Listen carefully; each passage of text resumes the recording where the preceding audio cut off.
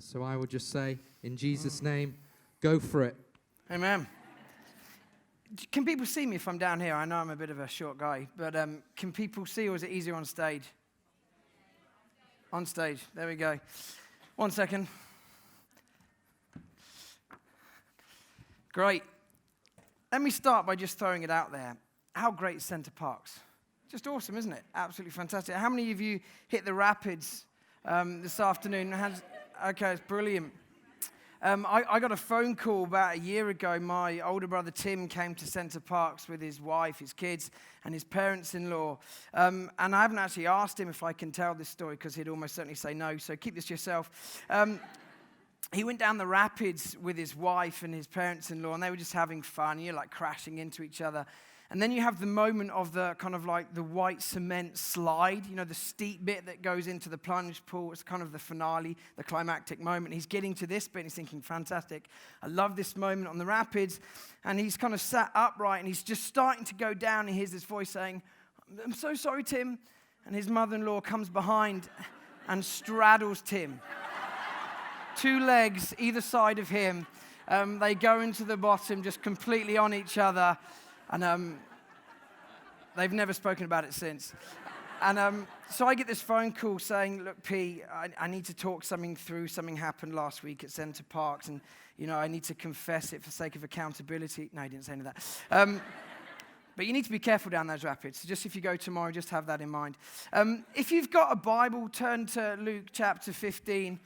I'm going to tell you a story that you'll be really familiar with, but I want to use the story to try and answer a question. I've noticed that Jesus does this a fair bit in the gospel narratives. When he's asked a question, he rarely gives a direct answer. Sometimes he asks a question back to get people thinking and to bring out what's within. Sometimes he just tells a story, like the guy they're talking about, loving the Lord your God with all your heart, soul, mind, and strength, loving your neighbor as yourself. And this guy says, who is my neighbor?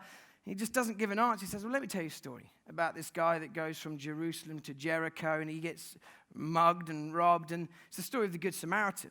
So there's no direct answer, but the story's loaded with truths that answer the story. So I want to use the story of the prodigal son to answer a question, if that's cool. And the question is this: how can we become the passionate worshipers we were created by God to be, radically advancing the kingdom of God? That's the agenda of these weekends, really, that we would retreat into God so that we can advance his kingdom in the world. So it's all about the advance. But the question is, how can we become the passionate worshipers we were created by God to be, advancing his kingdom in the world? And rather than reading through this text, because many of you will know it inside out, I'm just going to give you the edited highlights of the story and then sort of unpack some truths that are contained within it. So the story goes something like this. A kid approaches his dad and says, Dad, when you die, I kind of know what I want to do with the inheritance money. I've thought about it long and hard, and what I'm going to do is I'm going to take the money and I'm going to spend it on reckless living. The sex, drugs, rock and roll thing, the hedonistic lifestyle, pursuing pleasure at any cost. That's what I want to do with the money, and I'm really pumped about it, Dad. The problem is I just kind of wish you'd hurry up and die. Because I'm like playing this waiting game, and I want to do it now, but you're still alive. Could you hurry up and die? And some of you are thinking, it doesn't say that in my Bible. There's no mention of that. But just trust me, in the context of the ancient Near East, to ask for your inheritance early was the same as wishing your dad dead. And this father's a father of phenomenal grace and love. And he says, son, you know I'm never going to impose my love upon you. That's not loving. I'm not going to impose the family name upon you. If you really want out, if you want to turn your back on me and upon your family, you can do that. You'll be bringing shame upon us. It will be humiliating for us. But if you want to do that, you can take the money and you can go. And the son thinks about it. He's like, I do want to do that. So he takes the money and he goes and he does exactly what he said he was going to do. He goes off to a far-off country and he spends the money recklessly, sex, drugs, rock and roll. And let's not pretend, I'm sure this guy had some fun. I'm sure he had some pleasurable experiences, but eventually the money runs out and he's left with nothing. He hits rock bottom in a far-off country. He's got no family, no friends. It's like, what do I do now? And that's the moment where he needs to get a job just to survive. So he ends up working on a farm looking after pigs. And we're told in the text of Luke 15 that at this moment a famine sweeps through this far-off land. And he gets to the point of such desperation that he's feeding these pigs. He's so hungry, he probably hasn't eaten in days. He's like, do you know what? I might just get stuck in. I might just get my head in that trough. I need to eat. He's contemplating this. This is the absolute low point, and that's the moment he has a revelation. And the revelation is simply this: what the hell am I doing here? What the hell am I doing here? Oh my goodness, I had a loving dad, an amazing home, a great family, and I've ruined it all. I turned my back on that, and what am I doing? And he comes up with this plan. I'm going to try and go home. I could never be sort of adopted back into the family, so I'm not going to ask to be a son again, but maybe, because my dad is so loving and gracious, maybe he'll take me back as a slave. At least then I'll be provided for. So he begins his journey home, and he's rehearsing the speech. I know, Dad, I brought shame on the family. I rejected you. I humiliated you. I know I couldn't be your son, but maybe, please, could I be your slave? He's rehearsing the speech, and he eventually journeys home. And we know how the story ends, don't we? This phenomenal and beautiful embrace. It's an incredible story, an amazing story, which is why we love preaching about it. But there's a problem with the story. And the problem with the story is Jesus told this story in a very specific context, the context of first century Judaism. And we listen to the story or read the text of Luke 15 in a very different context, the context of 21st century British culture, postmodern, post-Christian. There's a gap of over 2,000 years, and this gap of over 2,000 years kind of dilutes the main message of this story. Because when Jesus had a crowd of people around him listening to the story, there was power and there was punch in the story, had twists and turns, everyone was hooked in. And we read the story and think, that's a nice story. He has a really nice dad. I wish my dad was a bit more like that, but we've lost some of the power and the punch. So how do we engage with what Jesus was really saying to this crowd of desperate first century Jews? And the answer is, you have to try and get inside the mind of a first century Jew, which is almost impossible, but we're going to give it a shot. So you ready for it? To get inside the mind of a first century Jew, particularly one in the crowd listening to Jesus, you need to know three things. First thing you need to know then is throughout the Old Testament, the people of Israel have a title, and their title is God's Son. Let me just remind you of the narrative of the Old Testament. God steps into their history when they're slaves in Egypt. They've been there 400 years. And he says, no, I'm going to rescue you. I'm going to liberate you. And he leads them out of Egypt through the Red Sea. You remember that incredible moment where the waters part and they wander through on dry land. And then the Egyptian army follow them, and the cranes come crashing in on the most powerful army on the planet in that day. And they wipe out the army, and they get to the other side of the water, and after 400 years in slavery, they're free. I mean, can you imagine the high fives and the chest bumping that's going on? They're celebrating. Oh my goodness, God, you're amazing. This is sensational. This is freedom. And they begin this journey through the wilderness where God provides water from rocks. That must have been a cool moment. He provides manna from heaven and quail, these little duck-like things running around. He's constantly providing for them. They go up Mount Sinai, and Moses has this encounter with God. And God essentially says, through Moses, to this nation, I'm choosing you guys to be my people. I'll be your God, you'll be my people, you'll be my treasured possession. I'm going to be your father, you're going to be my adopted son, and I'm going to do what any loving father would do. I'm going to love you and protect you and provide for you, and I'm going to shower down blessing after blessing upon you, but, this is a significant but, I can only bless you in the context of relationship. That's how my blessings work in the context of relationship. So if you turn your back on me, if you disconnect from me, I can't bless you. I'm the creator. I'm the source of all life. Life flows from me to you. But if you break the relationship, it can't flow to you. So rather than flourishing, you'll begin to embrace spiritual death. That makes sense, logical sense. Disconnect from the source of life. You'll embrace spiritual death. And that's exactly what happens in the narrative of the Old Testament.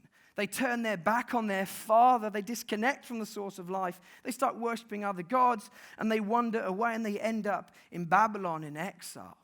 This is an absolute low moment. They were in Egypt for 400 years. Then they were free, and then they turn their back on God and end up in exile.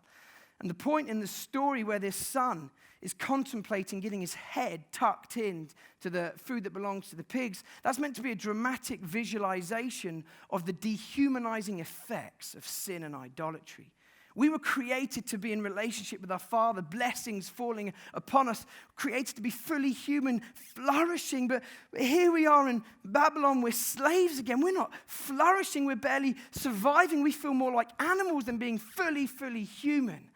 And they're crying out to God, we want to reconnect, we want to be reconciled, we want to be free again, we want your blessings to fall upon us.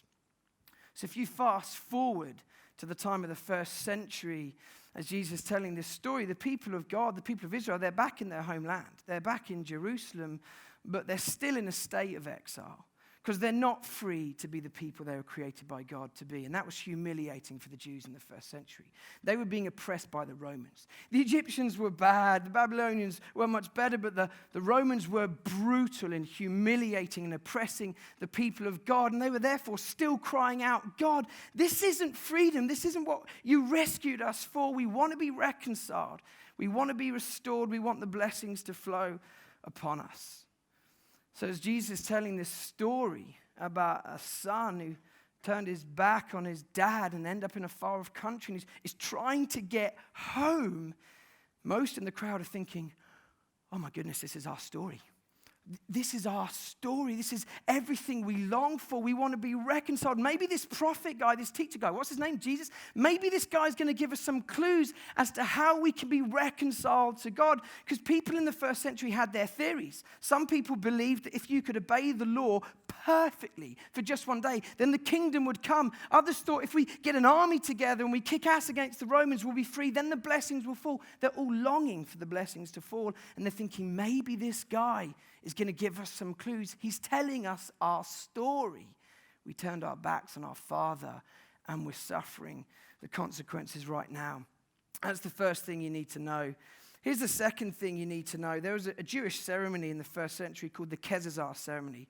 And this ceremony operated a bit like this. If you were a son and you asked for your inheritance early, this is exactly what this kid did, and you go off to a far-off land and you try and return home, the people of the village would gather at the threshold of the village as you literally approached. And once you were right in front of this kind of people of the village lining up, they'd take a clay pot and they'd smash it on the floor right in front of you. And this pot would break into hundreds of pieces. And this was a symbolic way of saying our relationship with you is like the clay pot. It's broken. It's irredeemable. It can't be restored. The word kezazah literally means to cut off. This was a way of saying to the son, you rejected us. You humiliated us. Now we're rejecting you. We're wishing you dead like you wished your father dead. Go on, walk on back to the pigs. And this kezazah ceremony was utterly humiliating for anyone to go through. So as people are hearing this story about a son journeying home, they're expecting a Kezazah ceremony.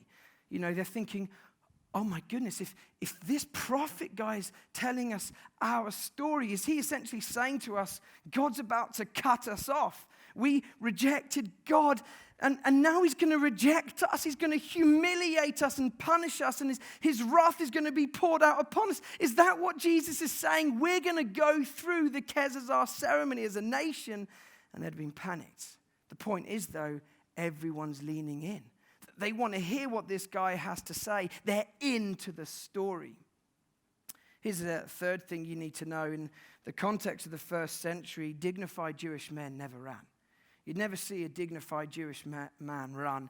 For the simple reason that to do that, you'd have to hitch up your robes, expose your bare legs. In that culture, that was utterly shameful. It's not like they had fantastic legs like mine. So they would be exposing, that's a joke, by the way. They'd be exposing their bare legs, and then they'd start running. You'd never see dignified Jewish men run. You'd see slaves run, because they had no dignity. You'd see young Jewish men potentially run, but dads, respectful fathers, you'd never see them run. So these three things in the back of your minds: Israel is the lost son. This is their story. Secondly, the knowledge about the Kezazah ceremony. Thirdly, dignified Jewish men don't run. With these three things whirling around your head, let's try and figure out what's the power and the punch in this story. And the answer is, the people in the crowd, they're expecting the Kezazah ceremony. The son's returning home. They're preparing themselves for the clay pot being smashed on the floor and the moment where the son is humiliated. But if you read Luke 15, if you listen to the story, There is no Kezazah ceremony. There isn't a moment where the son is humiliated publicly and shamed. So why isn't the son humiliated and shamed? The answer is because the father humiliates himself instead.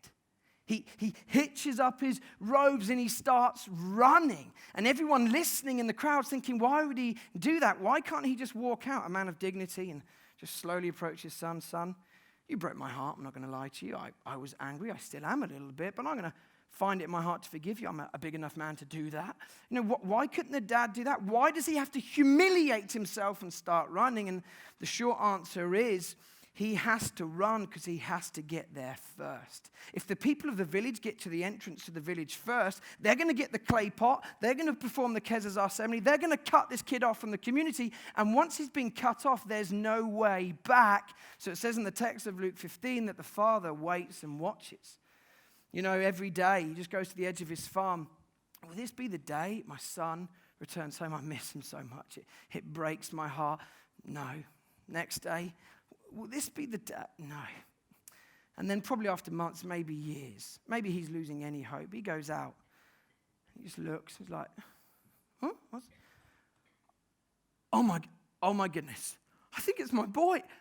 He looks awful and he's limping and oh my goodness, and he's shouting out the phone, I think it's my boy. And this moment he can't help himself. He's picking up his robes. I've got to get there first. I've lost my son once. I'm not going to lose him again. I've got to get there before the people of the village. And he's sprinting towards his son, and he does get there first. And he throws his cloak around his son. He puts a signet ring back on his finger, and these are symbols of the son returning to his full identity as a son. He interrupts the son's speech. What's this nonsense about you being my slave? That's a stupid idea. And then he throws his arms around his boy. And you have this phenomenal embrace. An incredible moment. And the crowd would have been silent, stunned, some offended. And they'd be thinking, what kind of dad would do that? Like that makes no sense. We were expecting clay pot smash. We're expecting the Kezazah ceremony. It makes no sense that a father would behave like that. What kind of dad would do that? That's what the whole crowd are thinking. And this is Jesus essentially saying, as the crowd are leaning in, your dad would do that. This is your story. Your dad would do that. Do you know how much it broke his heart when you left? You disconnected yourself and you walked away. And when he saw you in Babylon suffering and weeping by the river, do you know how much it broke his heart? And he's been longing for you to come home. Do you know how much he longs to be restored and reconciled so his blessings can fall upon you, so that you can flourish like you were created to? Do you know how much he loves you and longs to bring you home? In many ways, this parable is prophetic. This is Jesus saying, do you know what your God will do for you? To restore you, to reconcile the relationship. Because you might not get it now, but there'll be a time when you see me on a cross and you'll get it. That God would humiliate himself so that you'd have a pathway through your shame to fullness of life once more. That is what your dad is like. And this crowd's like, oh. Some of them might not have got it, but others, like, could this be true? This is everything we long for. You mean there won't be a Kezazah ceremony? We can be restored and reconciled and blessings can flow. The kingdom's arriving. Oh my goodness. Back to the question then. Do you remember the question at the beginning? The story answers the question. The question is, how do we become the passionate worshipers we are created by God to be, radically advancing the kingdom of God? How does the story answer the question? And I want to suggest that this story has three things to say about worship. And if we could grab these three truths, I believe we'd be transformed and be agents of transformation. Here's the first thing then. The story reveals the object of our worship. The story reveals the object of our worship, what our God is like. You know, historically, this parable has been known as the parable of the prodigal son. You've probably heard that. The word prodigal literally means reckless, and it speaks of the reckless spending of the boy. Just, blowing his inheritance just on partying. It's not a great use of money. But a number of theologians more recently have said, but that title doesn't do justice to the narrative. Because, yeah, the son's pretty reckless, but the most reckless person in the narrative is the dad. The dad is wronged, humiliated, shamed, but then he's the one that humiliates himself, brings shame on his own name for the sake of the son who doesn't deserve it. The son deserves Kesar's treatment, punishment. But wow, that kind of dad is like phenomenally generous, extravagantly gracious. He's absolutely reckless. And that's why Tim Keller, his book, The Prodigal God, is making that point. What is our God like? He's a reckless lover. It makes no sense. He's that gracious. He's extravagant in grace. What is our God like? He's the kind of God that would wrap himself in human flesh, being born in a stable, not a palace, with, excrement all over the room, and he'd, be raised by a carpenter. This is the lowest of the low, and he'd live life as a first century Jew, knowing what it felt like to have the curse of exile being upon you, persecuted, living with this shame of, being in exile, and he'd eventually die.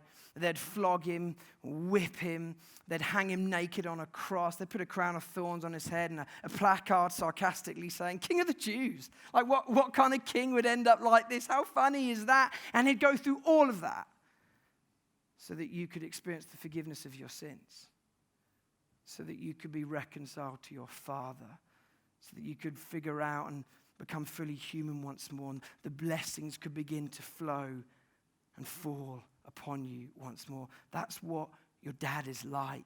That's what God is like. And the reason that's so important is because the passion of our worship is directly proportional to the grasp we have of grace. Let me say that once more because it's absolutely fundamental to Christian life. The passion of our worship is directly proportional to the grasp we have of grace. Which begs the question, how much have you grabbed hold of grace? How much have you understood of grace? Or how passionate are you in worship?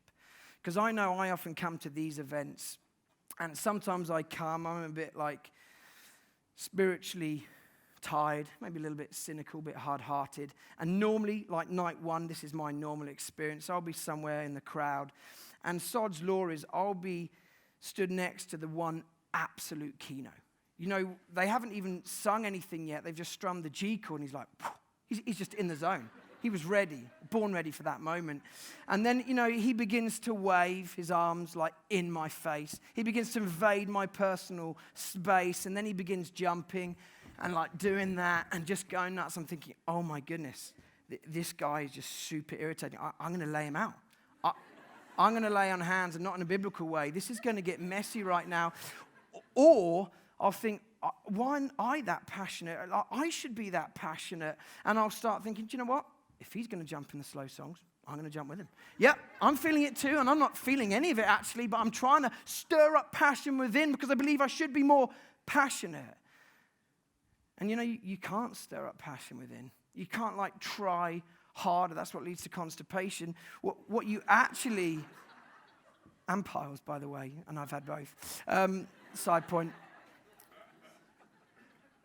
What you have to do is grab hold of grace. You have to grab hold of grace. When Paul defines worship in Romans 12, he says, therefore, I urge you, brothers and sisters, in view of God's mercy, offer your whole lives, your whole bodies as a living sacrifice. That's your spiritual act of worship. What's the key phrase? In view of mercy. Do you remember what your dad is like? Do you remember what your God is like? Do you remember what Jesus is like? What he put himself through for your sake? Do you remember the cross where mercy began to flow once more? Because when you remember that, the rest takes care of itself. When you remember mercy, it's like, I just instinctively have to respond, wow, God, you do that for me? You humiliate yourself for me so that I could have a pathway through shame to fullness of life? Wow, God, for me? You love me? Oh, you're amazing. And you begin to respond in worship. We're retreating in order to advance. That's the name of this conference. Some of us, I think you're on this retreat. It's a setup by God. And you're retreating to grab hold of grace because you've forgotten. And you're beating yourself up. should be more passionate, should feel more of this, and I'm just trying harder in the Christian life, and I'm just failing more and more, and it's just, this doesn't work for me. I'm not sure I believe, and it's become about human works, and God's saying, do you remember what I'm like? Do you remember the cross where I demonstrated how much I love you? You need to grab hold of grace, because when you grab hold of grace, the response takes care of itself. So firstly, this story reveals the object of our worship, what a dad is like. That's how worship starts. It starts with God. Wow. I just can't help but respond. Here's the second thing. The story reveals the end goal of worship. You know, the end goal of worship, whether it be sung worship, you know, the whole of our life, the end goal of worship is to experience the Father's embrace. That's the climactic moment in the story, isn't it? Father, Son, in, and embrace. No Kesazar treatment, embrace. The end goal of worship is to experience intimacy with God, this embrace. Psalm 100 puts it like this. It says, we enter his gates with thanksgiving in our hearts, and we enter his courts with praise. And the psalmist is talking about how a Jew would offer worship in the temple. And remember, in the Jewish mindset, the temple was also known as the Father's house.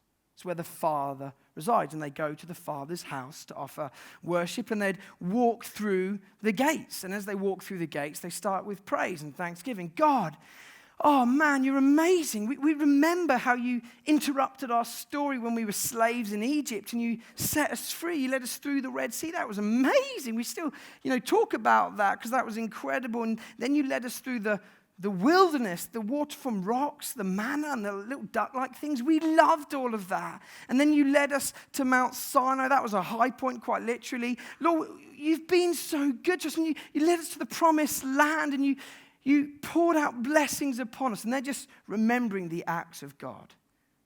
Saving them, rescuing them, protecting them, providing for them, loving them. They're like, God, we're so grateful. But then the journey continues from the outer courts to the inner courts. Then the high priest carries on the journey from the inner courts to the Holy of Holies, the place the Father, God, resides. And you could describe this journey as a journey from transcendence to immanence. The journey from God, wow, you're amazing, you're almighty, you're all powerful, you're holy, you're all of these things. And you move to the place where you're saying all of that stuff, but you're also saying, and you're near. And you've chosen to reside among us and make yourself known and reveal your name, which in that culture in the ancient Near East was an act of intimacy. We know your name, Yahweh, and you want us to experience and embrace. You want us to get that close where we experience embrace. I think some of us, we're pretty good at praise. We're happy to come in and jump in the fast songs and just, go for it and thank God, and that's critical. But I think some of us have forgotten how to do intimacy, to get so close where we experience the love of our Father, where we experience this embrace, which raises the question then, when was the last time you encountered that kind of embrace? When was the last time you encountered that kind of embrace? I think most in the room would say, I believe God is loving. That's really important. Most in the room I'm guessing would say, I believe God is loving. How many in the room would say, I feel loved by God? There's a big difference, by the way. I think most would say, I believe God's loving. God is love, and I've got some verses in place to remind myself, speak them over myself. John 3:16, for God so loved the world, and 1 John 4:10, how great is the love of the Father. We've got things in place. I believe God, the Father, is loving, but how many of us would move beyond that and say, and I feel loved, and I feel loved. In the story when the Father and Son are locked in an embrace, my guess is that the Son isn't thinking, my dad is loving, because he knew that already. That's why he even dared to return home after humiliating the dad. He's not thinking, my dad is loving. In the embrace, he's thinking, I feel loved. I feel loved. And how many of you can say that right now? My dad is loving, and I feel loved. Because that's what he wants you to be able to say. In other words, it's not just my mind now engaging in truth, it's in my heart. This truth has penetrated my heart and it's changing me. Here's the third thing then. Firstly, the story reveals the object of our worship. Secondly, it reveals the end goal. Here's the third truth I want us to grab hold of. The closer we get to that moment of embrace and that moment of intimacy, the more radical we become. We want to advance the kingdom. We want to be radicals, don't we? But the closer you get to the embrace, the more you can say, God is loving and I feel loved, the more radical you'll become. Those that know they're loved by God the Father are dangerous in the kingdom of God. They're dangerous in the kingdom of God. You know, at Jesus' baptism, you have this amazing moment where it says the heaven is literally torn open, and the Father speaks over the Son. The Spirit comes in the form of the dove, and the Father says over his Son, "This is my Son, whom I love. With him I'm well pleased." I'm so pleased. And Jesus, this is the beginning of his ministry. He hasn't walked on water, performed any miracles, told any creative parables. We haven't had the Sermon on the Mount and great teaching. He hasn't multiplied bread and fish. He's done none of that stuff. And the Father says, before you do a thing, I want you to know I love you. And I don't love you dependent on your performance and what you accomplish. None of that. I just love you. I'm proud of you. Before you've done anything, I love you. And that's the foundation for Jesus' ministry. I know I'm loved. I can be radical. I've got nothing to prove. I feel loved.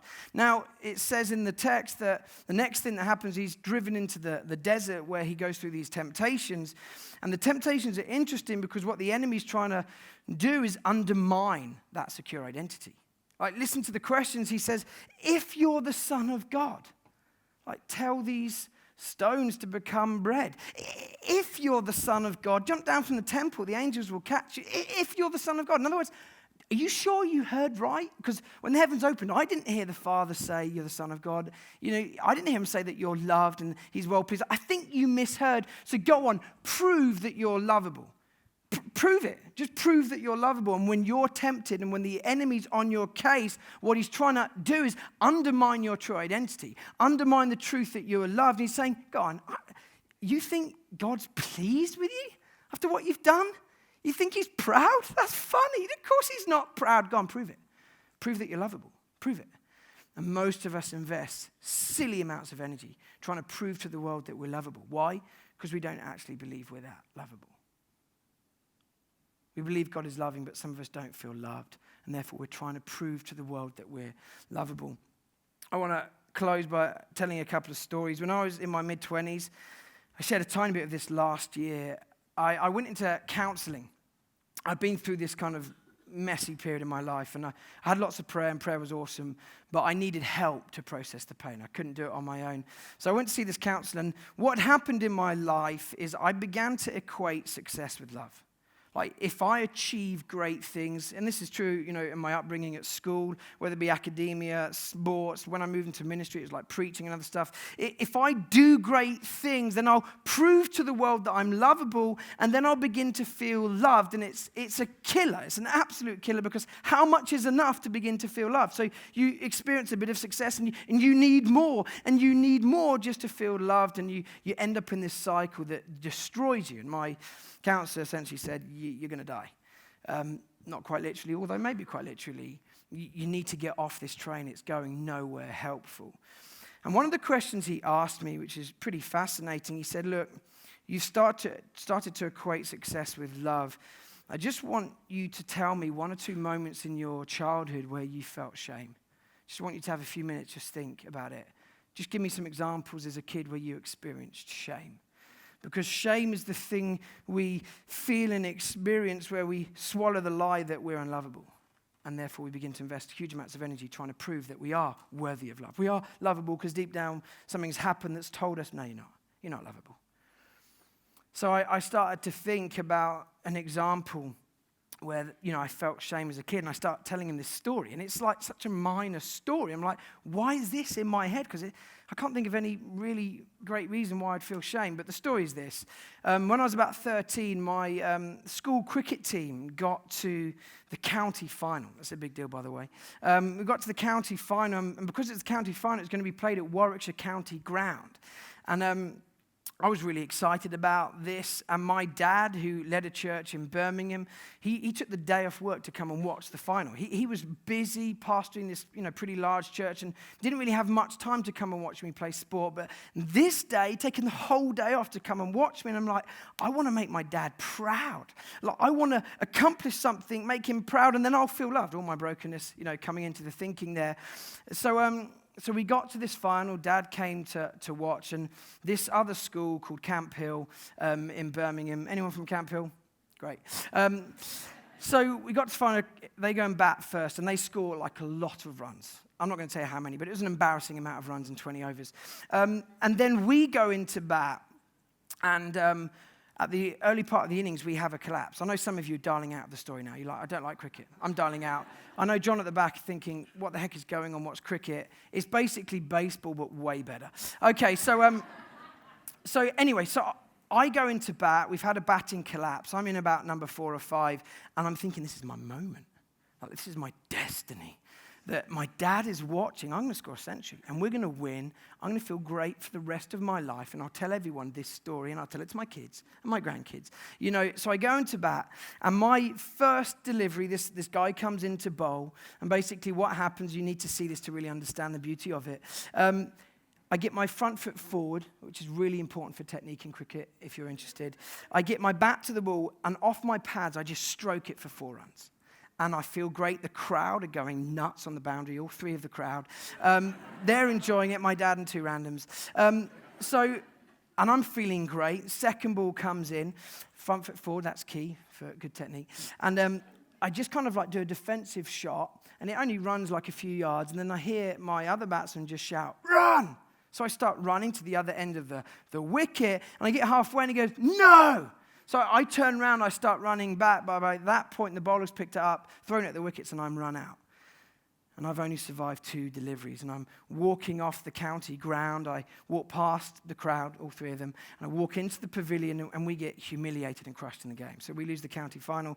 And on the way home, Dad's giving me a lift home, and he just says these words to me. He said, "Son, that was such a shame because you looked in great form. Such a shame because you looked in great form." And what my dad was trying to say is, it's not your fault. Don't beat yourself up because it's not your fault. You know, you were run out, so go easy on yourself. But you know, all I could hear because of my brokenness is, you've brought me shame. Taking a day off work, and I feel disappointed. And it's not what he was saying, but it's all I could hear.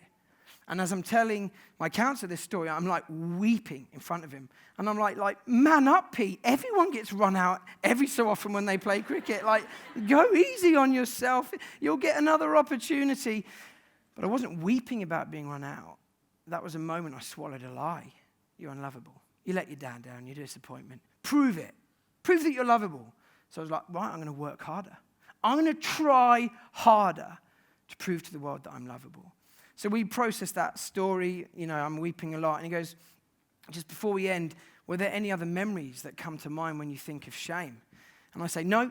He goes, well, you didn't even think about the question. I was like, just give it a minute. So I give it a minute. He said, anything else come to mind then? Moments you felt shame as a kid? And I say, not really.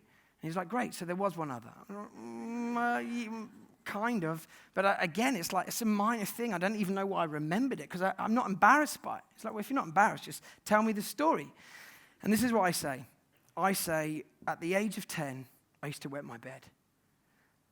And I kid you not, I just start weeping again. Age of 10, I wet my bed, and I just start weeping. And I'm like, man up, Pete. You've been controlling your bladder for 20 years.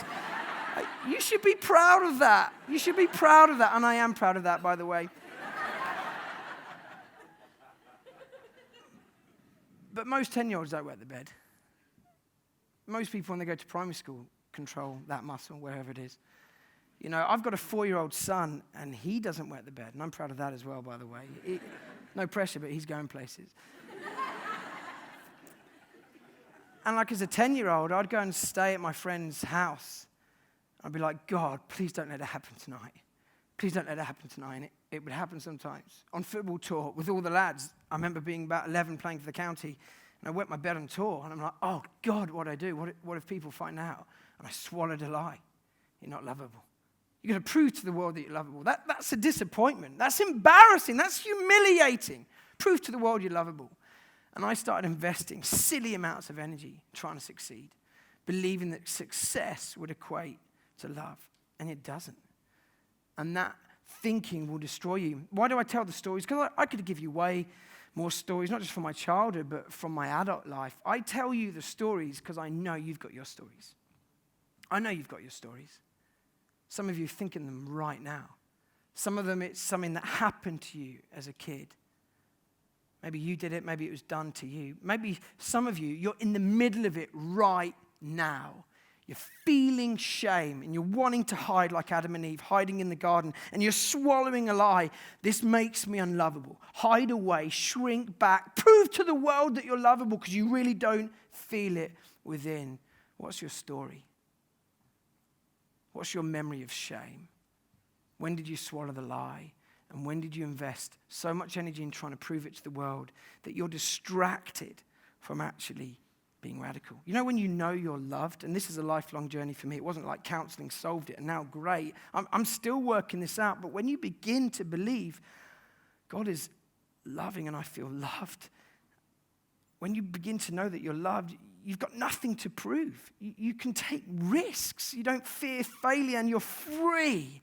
You can begin to be radical.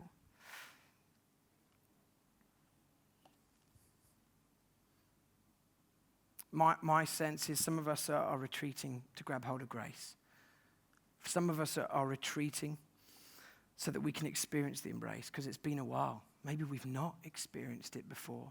And maybe some of us are retreating so that moments of shame where we swallowed a lie, those things can be broken right now. And we can experience love again. And we can begin to be radical. So when Jesus is hanging on this cross, broken, in agony, humiliated, he's essentially saying to these Jews in the first century, that's how much the Father would do. You can't understand a dad that would do that. Well, this is what your dad is like. This is what your God is like. He will do this so that you can experience forgiveness of your sins, breaking of shame. You can have a pathway through shame to fullness of life. You can be restored to your Father. You can be reconciled, and blessings can begin to fall again. That's what your God is like. So why don't we stand?